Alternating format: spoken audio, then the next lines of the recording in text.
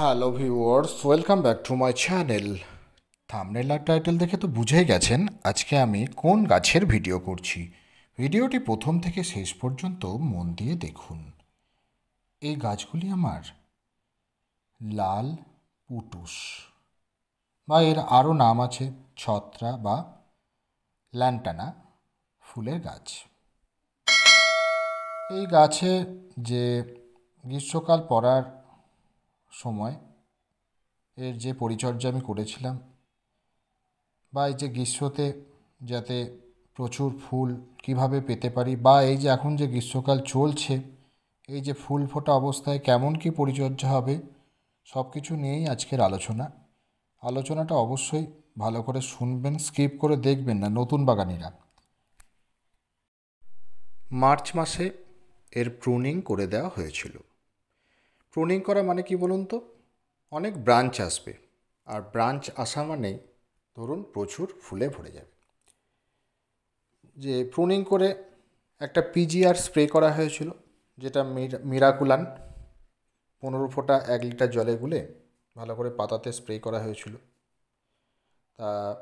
তার কিছুদিন পরেই প্রচুর শাখা হয়, প্রচুর ফুলে ভরে যায়। এখন যেটা করতে হবে, এখন গাছের যে ফসফরাস আর পটাশিয়ামের চাহিদা বেশি থাকে, সেই জন্যে গাছে আপনাদের যে টবের মাটিতে, যাদের টবে আছে গাছ, তারা মাটিটাকে প্রথমে আগাছা নির্মূল করে মাটিটাকে খুঁড়ে নিয়ে সেখানে কি করতে হবে, জৈবভাবে 2 চামচ হাড় গুঁড়ো আর 2 চামচ কলার খোসার ডাস্ট এইভাবে আপনারা মাটিতে দিয়ে দেবেন, সাথে 1 মুঠো সর্ষের গুঁড়ো খোল দিয়ে দেবেন। আর যারা রাসায়নিকভাবে দেবেন তারা কি করবেন, 1 চামচ সিঙ্গেল সুপার ফসফেট, 1 চামচ লাল পটাশ, 2 চামচ সেখান থেকে 1 চামচ নিয়ে টবের কিনারা বরাবর ছড়িয়ে দেবেন, দিয়ে জল দিয়ে দেবেন। তা দেখুন কালারটা দেখুন, মানে শুরুটা হয় দেখুন একটু অন্য টাইপের, তারপরে পুরোটা লাল হয়ে যায়, তারপরে আস্তে আস্তে একটু হলদেটে কমলা টাইপের হয়ে যায়, মানে খুব সুন্দর বেশ এটা। মানে আমরা লাল বলি, কিন্তু লাল তাছাড়াও এখানে কিন্তু অনেক ধরনের রং থাকে। খুব সুন্দর, মানে মজার দেখতে আর কি। পুটুস নামটাও খুব মজার, বা ছত্রা, পুরো ফুটে গেলে বেশ ছাতার মতো একটা ব্যাপার আর কি, খোলা ছাতার মতো। তা খুব সুন্দর এই গাছ, আপনারাও করতে পারেন। আর যেটা হয় কি, অনেকে করেন না, যেটা এই যে পাতাতে বা এই যে শাখাতে যে একটা ঝাঁঝালো গন্ধ থাকে, এই গন্ধের জন্য অনেকে এই ফুল গাছটা রাখেন না। তা যাই হোক, আমার মেন সৌন্দর্য। এটা আমার নিচের বাগানে আছে, এটা টবে আছে। তা দেখুন, তো এইভাবেই আপনারা গাছ করুন।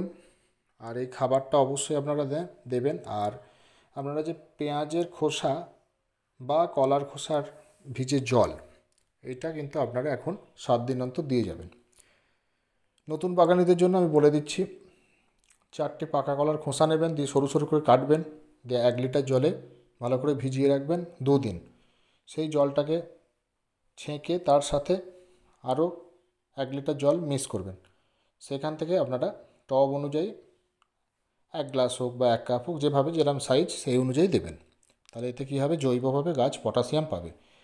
ঠিক একইভাবে আপনারা পেঁয়াজের খোসা নেবেন, বেশ কটা পেঁয়াজের খোসা 1 লিটার জলে গুলে মানে ভিজিয়ে রেখে এটাকে 24 ঘন্টা রাখলেই হবে। তার পরের দিন আরও 1 লিটার জল অ্যাড করে সেই জলটাও আপনারা টবের মাটিতে দেবেন 7 দিন অন্তর। এটাতেও গাছ পটাশিয়াম পাবে। এটা অবশ্যই করবেন। তাতে কি হবে, প্রচুর কুঁড়ি আসবে গাছে, কুঁড়িগুলো খুব ভালো করে ফুটবে, এরকম সুন্দর আপনারা ফুল পাবেন। এটা অবশ্যই করুন। আর ফুল সানলাইটের গাছ, রোদ ভালোবাসে এরা।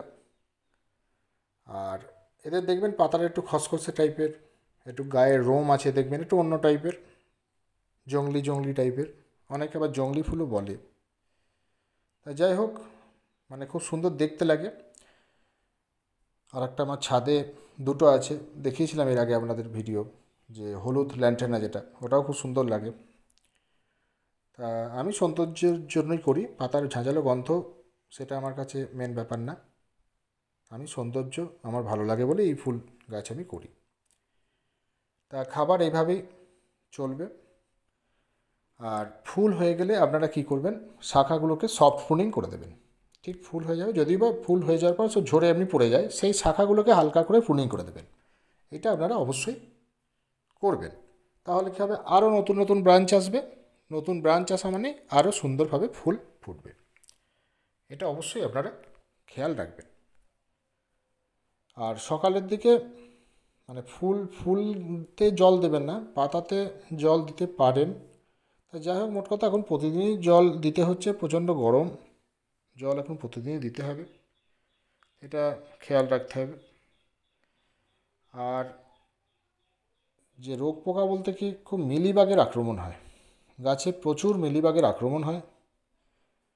এই মিলিবাগ দমন করার জন্য আপনাদের দুটো ওষুধ রাখতে হবে। একটা হচ্ছে একতারা, 1 গ্রাম 1 লিটার জলে গুলে ভালো করে ঝাঁকিয়ে বিকেলবেলা পাতাতে স্প্রে করতে হবে মাসে 2 বার। আর ঠিক তার পরের সপ্তাহে স্প্রে করতে হবে কনফিডর, 1 ml 1 লিটার জলে গুলে ভালো করে ঝাঁকিয়ে পাতাতে স্প্রে করতে হবে, এটাও মাসে 2 বার, মানে 15 দিন অন্তর। এই দুটো ওষুধ আপনারা যদি রেখে দেবেন, তাহলে কী হবে, আপনাদের এই ল্যান্টানা গাছ বা পুটুস গাছ বা ছত্রা গাছ, যাই বলেন না, যে নামেই ডাকুন, খুব ভালো থাকবে। মিলিবাগের আক্রমণ হবে না, মিলিবাগ আক্রমণ হলে মিলিবাগ মারা যাবে। এই দুটো অবশ্যই আপনারা এখনই কিনে আনুন। আমি এইভাবেই যত্ন করি, এইভাবেই কাজ করি, আপনারাও এইভাবে করুন।